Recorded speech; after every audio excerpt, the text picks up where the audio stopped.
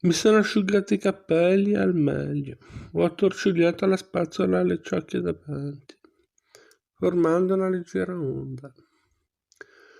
Mia madre lo diceva, sempre. Puoi andare in giro vestita di straccio, ma se hai la testa in ordine nessuno se ne accorgerà. In fondo io non avevo portato con me molte cose, quindi potevo solo sperare che la cena fosse piuttosto casual. Ho rimesso i jeans e ho frugato nell'armadio di mia madre. Ho infilato una camicia di seta a righe bianche e blu. Ho rotolato le maniche e lasciato aperto il primo bottone. Minimal chic. Potevo andare.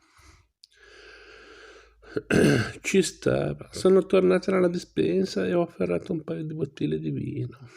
Ho contato quante ne rimanevano e sbirciato l'etichetta. Prima di andarmene avrei dovuto rifornire la scorta personale dei miei genitori, o almeno questo era quello che volevo raccontarmi.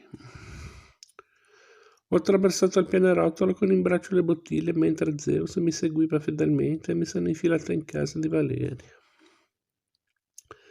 La musica riempiva l'appartamento, che sembrava più bello e luminoso di quanto l'avevo visto quella mattina. Ben arrivata, io sono Ale, mi ha detto un ragazzo alto mettendomi in mano un bicchiere. Fosco, ho risposto mentre una zaffata di alcol mi riempiva le narici. Fosca, insolito, non ne conosco altro. C'è sempre una prima volta, ho risposto, cercando di sorridere e sembrare simpatica. Cosa gli ho chiesto? Rum, color, casalingo. Nel senso che l'ho fatto io. E immagino che tu non faccia il barman di professione. Esatto, sono solo un medico che beve per dimenticare. Perché hai fatto fuori qualcuno oggi? La sua espressione è virata nel vuoto, ma poi ha sorriso. No, oggi no, mi ha risposto. E tu cosa fai?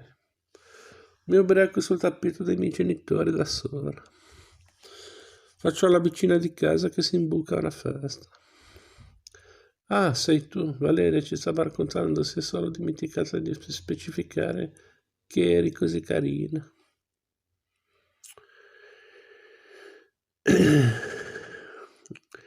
Forse non l'ha dimenticato, ho detto sperando di apparire modesta. Valeria ci è venuta incontro. Bene, vi siete già presentati, mi fa piacere.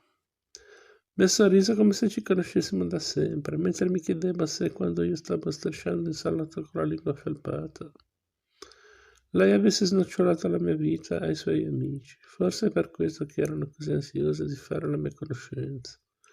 Guardate tutti, arriva la donna ammollata dal marito gay. Ho portato il bicchiere alle labbra e ho buttato giù il rum. Sarebbe stato molto meglio dentro di me. Sarebbe stato molto meglio dentro di me. Valeria mi ha presentato il resto dei suoi invitati. Ho stretto mani sconosciute, sorridendo e scortando i loro sguardi. Mi sono seduta e ho continuato a chiacchierare con Ale. Avevamo più o meno la stessa età ed eravamo cresciuti nella stessa città, Genova. Troppo piccola per non incontrarsi, ma troppo chiusa per diventare amici. Se non hai percorso almeno un pezzo di vita insieme in questo posto sei destinata a essere uno sconosciuto fino alla fine, fino alla morte.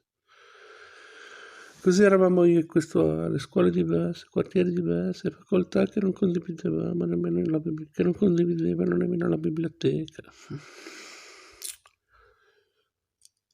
Medicina.